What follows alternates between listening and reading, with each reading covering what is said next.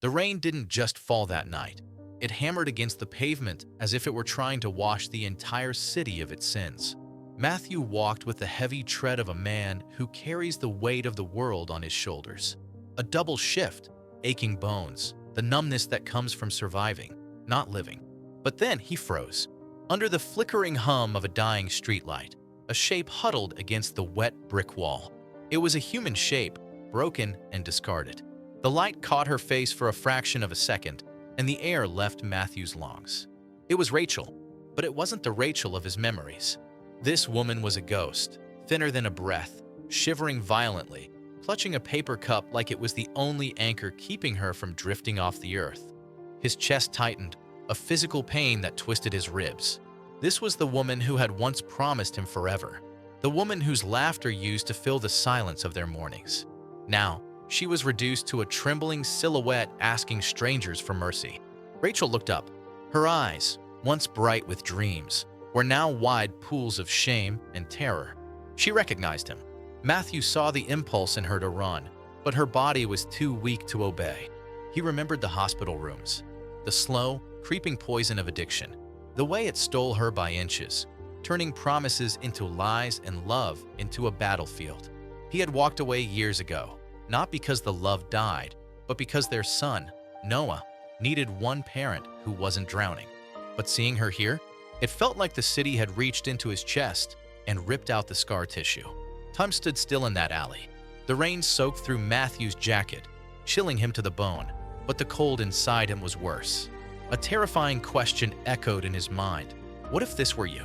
If the roles were reversed? If he were the one broken and bleeding on the pavement? Would she have walked past? He thought of Noah, safe and warm at home. Bringing this chaos back into his son's life was a risk that terrified him. But leaving her here, leaving the mother of his child to fade away in the gutter, that felt like a different kind of death, a death of his own soul. Rachel tried to straighten her posture, a flickering spark of old pride, but her body betrayed her. She slumped back. The paper cup rattled with a few lonely coins. That sound, that tiny, metallic clink, broke Matthew's heart louder than any scream ever could. He moved before his logic could stop him, guided by something ancient, something deeper than anger. Matthew took off his heavy coat. His hands shook as he draped it over her shivering shoulders. The act was simple, yet it felt like crossing a canyon. Rachel clutched the fabric, burying her face in the scent of a life she had lost.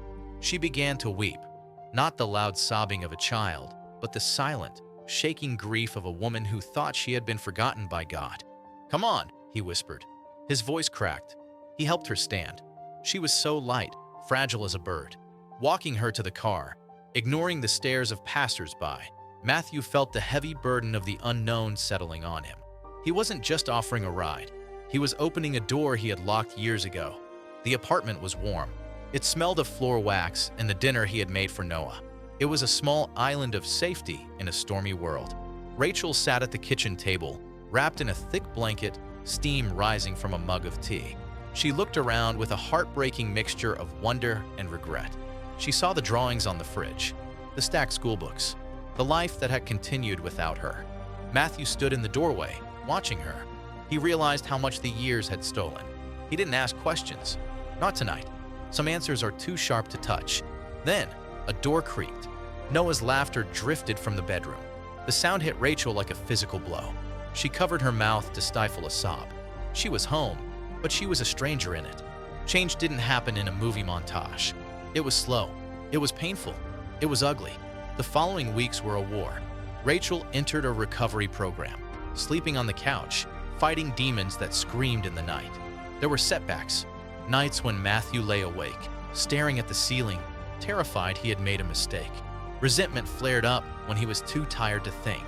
But then, Grace entered the room. Noah.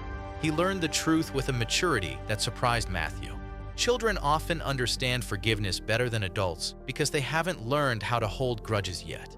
One evening, Matthew walked in to see Noah showing Rachel his science project. Rachel's hands were still shaking, but she was smiling, a genuine, fragile smile. It wasn't a healed family, but it was a family trying to stitch itself back together. Months later, Matthew stood alone on the balcony. The city lights blinked below, indifferent and vast. He thought about that night in the alley. He thought about how close he came to walking past. He imagined an alternate life where he chose safety over mercy. A life where he stayed dry and she stayed lost. The thought hollowed him out. He knew the road ahead was still uncertain. Forgiveness doesn't erase consequences. Love requires boundaries. But he felt a steadiness in his chest that hadn't been there before. A belief that broken things, even the most shattered ones, are not beyond repair. If you were in his place, standing in the rain with your past begging at your feet, what would you do? Would you protect the peace you built? Or would you risk it all to save a soul? Sometimes, the bravest thing isn't walking away. It's turning back.